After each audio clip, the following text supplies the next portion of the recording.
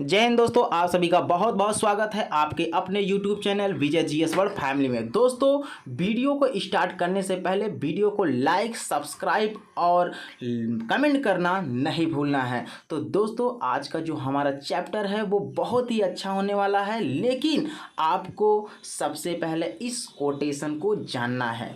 यहाँ ये कहा गया है कि आपकी मेहनत ही आपकी पहचान है, वरना एक नाम के लाखों इंसान हैं। दोस्तों, इंसान को उसकी मेहनत से, उसके कर्म से जाना जाता है, ना कि उसके नाम से। जो व्यक्ति अच्छा कर्म करता है, अच्छा मेहनत करता है, उस बुलंदी को प्राप्त करता है जिसको लोग एक बार सोचकर घबराते हैं, तो उस व्यक्ति के नाम को लोग सम्मान से याद करते हैं, क्योंकि उस व्यक्ति का कर्म जो होता है बहुत ही अच्छा होता है। आप लोग मांझी मूवी देखे होंगे। उस मांझी मूवी में दोस्तों ध्यान दीजिएगा, जो मांझी था उसे शुरुआती पॉइंट पर कोई भी जानता नहीं था, लेकिन उस व्यक्ति के कर्म, उस व्यक्ति ने यह ठान लिया कि मुझे इस बड़े से बड़े पहाड़ को एक दिन धराशाही करना है।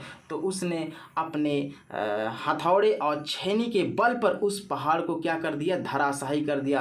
तभी से उसे एक नई पहचान मिली, क्योंकि उसने कर्तव्य किया। इतने बड़े पहाड़ को तोड़ना मामूली बात नहीं होता। इस तरीके से माझी को आज माउंटेन मैन के नाम से लोग जानते हैं। तो दोस्तों, आप लोग मेहनत करिए, परिश्रम कीजिए, क्योंकि मेहनत में ही आपका नाम छुपा है, और नाम जिसका ऊंचा है तो समझ लीजिए उसका कर्म भी ऊंचा होगा दोस्तों। तो दोस्तों, आज का जो हमारा चैप्टर है वो बहुत ही अच्छा होने वाला है, जो कि मौर्योत्तर काल पे होगा। क्लियर है। हालांकि इसमें हम ब्राह्मण साम्राज्य जिसे बोलते हैं, ब्राह्मण साम्राज्य में 3 वंशों का राजवंश चला, जिसे शुंग वंश, कर्ण वंश, सातवाहन वंश। ये तीनों राजवंश जो थे ब्राह्मण साम्राज्य से संबंधित थे। क्लियर है। तो दोस्तों, आज का जो हमारा चैप्टर होगा वो शुंग वंश पे होगा। तो आप पिछले जो लेक्चर था उसमें आपने पढ़ा होगा कि जो मौर्य वंश का अंतिम शासक था, क्लियर है, मौर्य वंश का अंतिम शासक था बृहद्रथ, और बृहद्रथ की हत्या जो है उसके ही सेनापति पुष्यमित्र शुंग ने कर डाली। और उसी मगध पर, जहाँ पर मौर्य वंश स्थापित था, उसकी नींव को उखाड़ कर वहाँ पर एक नए राजवंश शुंग वंश की स्थापना की गई दोस्तों। तो ध्यान दीजिए दोस्तों, आज भी शुंग वंश पर लोगों के द्वारा प्रश्न चिन्ह लगा हुआ है, क्योंकि बहुत इतिहासकार इस विषय पर मतभेद जताते हैं कि शुंग जो थे ब्राह्मण थे, क्षत्रिय थे, कि किसी मौर्य वंश से संबंधित थे। तो एक ग्रंथ है, आप जानते हैं, दिव्यावदान। क्लियर है। तो बौद्ध ग्रंथ है। इस ग्रंथ में यह बताया गया है कि जो पुष्यमित्र शुंग था, क्लियर है, जो पुष्यमित्र शुंग था वो मौर्य वंश की एक शाखा से था। और यहाँ तक कि महाकवि कालिदास ने जो मालविकाग्निमित्र नाटक लिखा था, क्लियर है, उसमें पुष्यमित्र के जो बेटे थे, क्लियर है, जो पुष्यमित्र के बेटे थे अग्निमित्र को कश्यप गोत्र के बैम्बिक परिवार से माना गया है। क्लियर है। इसके विपरीत अनेक इतिहासकार ने शुंगों को ब्राह्मण वंश से संबंधित माना है। यहाँ तक कि तिब्बती इतिहासकार तारानाथ ने पुष्यमित्र शुंग को ब्राह्मण जाति से संबंधित बताया गया है। क्लियर है। और एक ग्रंथ है प्रसिद्ध व्याकरण पाणिनि में भी इस वंश के जो राजा थे, क्लियर है, वो भारद्वाज गोत्र से संबंधित थे, अर्थात इन्हें ब्राह्मण कुल से बताया गया है। तो इसलिए दोस्तों इनको ध्यान दीजिएगा। यह जो मगध पर यानी मौर्य वंश के स्थान पर जो नए राजवंश उत्पन्न हुए उन्हें ब्राह्मण साम्राज्य के नाम से जाना जाता है। ब्राह्मण साम्राज्य में 3 वंश आते हैं, जो कि शुंग वंश, कर्ण वंश और सातवाहन वंश है। और आज की जो हमारी चैप्टर होगा दोस्तों वो शुंग वंश पे होगा। चलिए दोस्तों, शुरू करते हैं शुंग वंश। शुंग वंश का जो शासनकाल था वो 185 से 75 ईसा पूर्व तक चला। हालांकि कई किताबों में आपको 184 से, क्लियर है, 73 ईसा पूर्व में देखने को मिलेगा। तो बहुत सारी किताबों में अलग अलग तरीके से दिया है, तो इस तरीके से आप कंफ्यूज नहीं होगा। क्लियर है। ये है क्या है शुंग एम्पायर, यानी जो पुष्यमित्र शुंग ने अपने विशाल साम्राज्य की स्थापना की थी। आप देख रहे हैं 185 ईसा पूर्व में इस वंश की स्थापना हुई थी मौर्य वंश के स्थान पर। क्लियर है? तो दोस्तों ध्यान दीजिएगा और आपकी जानकारी हुए बताते हैं। जो मौर्य वंश का अंतिम शासक था, क्या नाम था उसका? सॉरी मौर्य वंश का जो अंतिम शासक था जिसका नाम था बृहद्रथ। क्लियर है? बृहद्रथ का सेनापति जिसका नाम था पुष्यमित्र शुंग। एक ग्रंथ है बाणभट्ट द्वारा रचित हर्षचरित, उसमें यह बताया गया है कि जो पुष्यमित्र शुंग था, क्लियर है, उसने बृहद्रथ को सेना की परेड दिखाने के लिए ले गया था। क्लियर है? और वहीं पर दांव पाते ही उसने बृहद्रथ की क्या कर दिया? हत्या कर दिया। और जब बृहद्रथ की हत्या कर दिया दोस्तों, तो उसने क्या हुआ? मौर्य वंश पर यानी मौर्य वंश पर अधिकार कर लिया और मौर्य वंश की नींव को उखाड़ कर वहां पर एक नया राजवंश अर्थात शुंग वंश की स्थापना कर दिया। आप देख रहे हैं इमेज में किस तरीके से पुष्यमित्र शुंग ने राजा बृहद्रथ की हत्या की। ध्यान दीजिएगा। क्लियर है दोस्तों? इतना हमारे हिसाब से आपको समझ में आ गया होगा, कोई भी दिक्कत नहीं हुआ होगा। क्लियर है?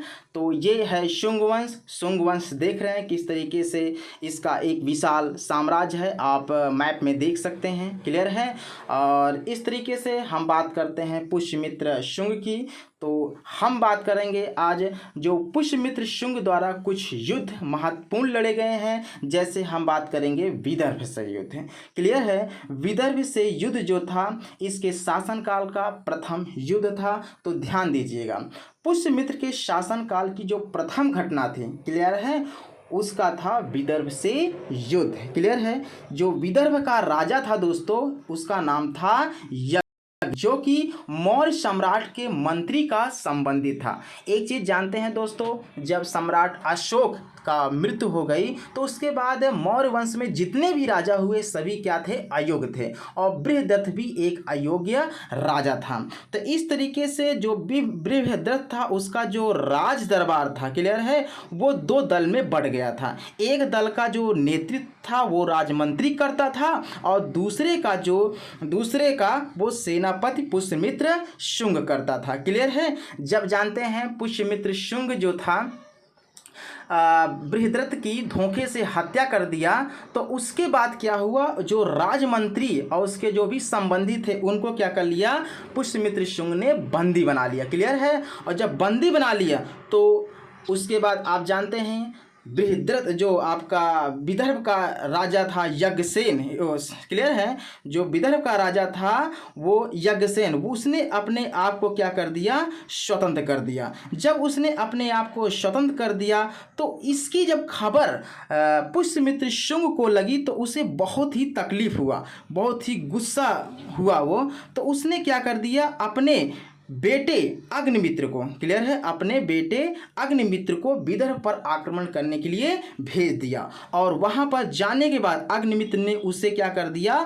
पराजित कर दिया और यज्ञसेन को क्या कर दिया? मतलब एक प्रकार से पराजित कर दिया और उसके राज को अपने राज्य में मिला लिया। इतना आपको समझ में आ गया होगा दोस्तों। हमारे हिसाब से आपको कोई भी दिक्कत नहीं हुई होगी। चलिए दोस्तों हम आगे बात करते हैं यवन आक्रमण। क्लियर है? यवन आक्रमण भी क्या है? ध्यान दीजिएगा, पुष्य मित्र द्वारा बहुत ही एक प्रकार से महत्वपूर्ण युद्ध था। ध्यान दीजिएगा, यवन आक्रमण की बात करते हैं। पुष्यमित्र के समय यानी पुष्यमित्र के समय की दूसरी प्रमुख घटना जो था यवनों पर आक्रमण था। क्लियर है? और पतंजलि के महाभाष्य से यह ज्ञात होता है दोस्तों कि इन विदेशियों ने माध्यमिका और साकेत पर मतलब पहले आक्रमण किया।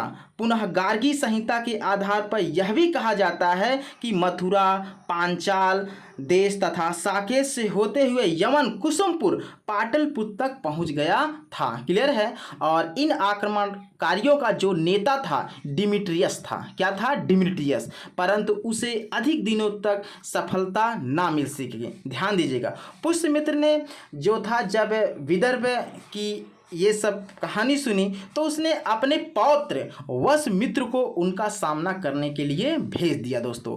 और सिंधु नदी के तट पर एक घमासान घोर युद्ध हुआ। क्लियर है। और जब घोर युद्ध हुआ, इस युद्ध में जो है यवनों की पराजय हुई। और उसके बाद ध्यान दीजिएगा, उसके बाद क्या हुआ, जब एक चीज़ ध्यान दीजिएगा, यहाँ पर एक पॉइंट याद रखे रहेगा। जब यहाँ पर वसुमित्र ने यवनों पर आक्रमण किया तो उस वक्त जो पुष्यमित्र शुंग था, कुछ इतिहासकारों का मानना है कि वह जो था वृद्धावस्था की अवस्था में था, क्योंकि इसका सामना जो था उसके पौत्र वसुमित्र के द्वारा किया गया था। तो ध्यान दीजिएगा दोस्तों।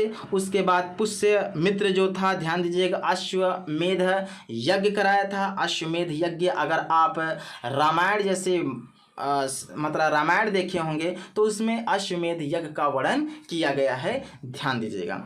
तो अश्वमेध यज्ञ जो था पुष्यमित्र शुंग के द्वारा किया गया था, जो कि जानते हैं एक ब्राह्मण वंश का था। और एक चीज ध्यान दीजिएगा, अश्वमेध जो यज्ञ था, क्लियर है, हालांकि महापद्मनंद, चंद्रगुप्त मौर्य तथा अशोक के कार्यकाल में ये टूट गया था, यानी बंद हो गया था, लोग इसको नहीं करते थे।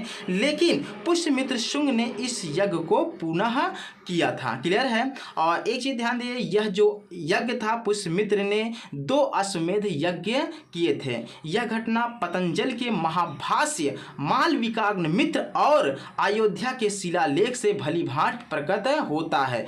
संभवतः एक यज्ञ में तो पतंजल ने ही पुरोहित का आसन ग्रहण किया था। तो इतना समझ लीजिए दोस्तों, जो अश्वमेध यज्ञ होता था उसमें राजा के द्वारा एक घोड़े को छोड़ा जाता था, और उस घोड़े को जो भी व्यक्ति पकड़ लेता था उसे राजा से क्या करना पड़ता था, युद्ध करना पड़ता था। तो ध्यान दीजिए, बहुत इंपॉर्टेंट बातें हैं, इसको अपने दिमाग में रख लीजिए। अब बात करते हैं दोस्तों पुष्यमित्र और बौद्ध धर्म। हालांकि बताया गया है दोस्तों, जो पुष्यमित्र था बौद्धों से बहुत बड़ा मतलब एक प्रकार से घृणा करता था। उसने बहुत सारे बौद्ध भिक्षुओं को मरवा डाला था, क्लियर है। यहाँ तक कि इसने साकल, क्लियर है, साकल में एक आदेश दे रखा था कि जो भी बौद्ध भिक्षुओं का कटा हुआ सर मेरे पास लाएगा उसे 100 दिनार क्या होगा, इनाम दिया जाएगा।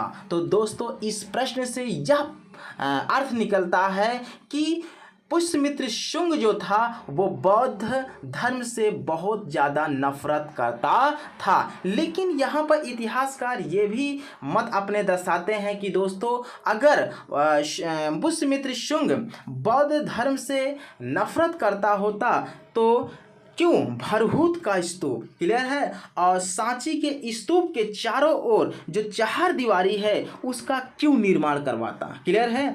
हालांकि आप देख रहे हैं ये सांची का स्तूप है, इसके चारों ओर जो चार दीवारी है इसका जो निर्माण है वो स्वयं पुष्यमित्र शुंग के द्वारा कराया गया था। अगर पुष्यमित्र शुंग जो था अगर बौद्ध विरोधी होता तो इस सांची के स्तूप के चारों ओर चार दीवारी का निर्माण बिल्कुल भी नहीं करता, क्लियर है। तो दोस्तों हालांकि इसको इतिहासकार कुछ गलत मानते हैं, तो लेकिन आप इसको मतलब जिस तरीके इतिहास में इसका वर्णन किया गया है आपकी जानकारी है, इसको दिमाग पे रखे रहिएगा। शुंग साम्राज्य का पतन कैसे हुआ, आइए दोस्तों समझते हैं। पुराणों के अनुसार शुंग वंश में 10 राजा हुए, क्लियर है, जिन्होंने 120 वर्ष तक क्या किया था, राज्य किया था। इस वंश का जो पंचम अर्थात नवम सम्राट भागभद्र था, क्लियर है, उसके मतलब उसके शासनकाल में उत्तरी पश्चिमी प्रदेश के यूनानी शासक के राजदूत हेलियोडोरस ने बेश नगर में एक स्तंभ खड़ा करवाया था, जिसके लेख से ज्ञात होता है कि हेलियोडोरस ने अपना यूनानी धर्म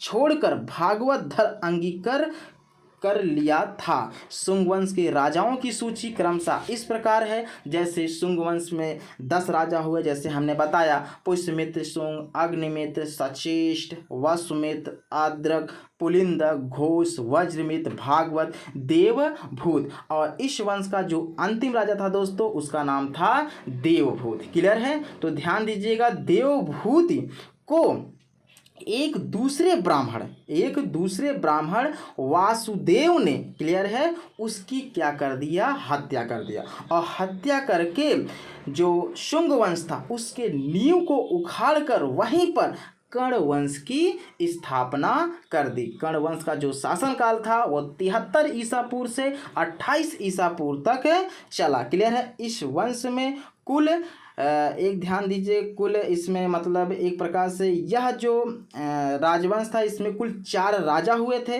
जिन्होंने पुराणों के अनुसार 45 वर्ष तक राज किया था। इस वंश का अंतिम जो राजा था वो सुशर्मन था, और जो आंध्र जाति था जिसे सिंधुक या सिमुक के द्वारा उसे मारा गया। ध्यान दीजिए, आंध्र जाति से संबंध होता है, आगे चलकर सातवाहन वंश में आएगा, क्लियर है। तो जो 4 राजा हुए कर्ण वंश में, ध्यान दीजिए, वो थे वासुदेव जिन्होंने 9 वर्ष तक शासन किया था, और उसके बाद भूमिमित्र 14 वर्ष, नारायण 12 वर्ष, सुशर्मन 10 वर्ष। तो इन राजाओं के समय में कोई महत्वपूर्ण घटना नहीं हुई, इसलिए इन्होंने शुंगकालीन परंपरा को कायम रखने में सफल रहे। तो दोस्तों आगे हमारा जो चर्चा होगी वो सातवाहन साम्राज्य पर होगा, क्लियर है। तो दोस्तों आप वीडियो को अधिक से अधिक मात्रा में मतलब शेयर करें और साथ ही इसको सब्सक्राइब करना ना भूलें। तो दोस्तों आज के लिए बस इतना ही, कल फिर मिलेंगे। जय हिंद।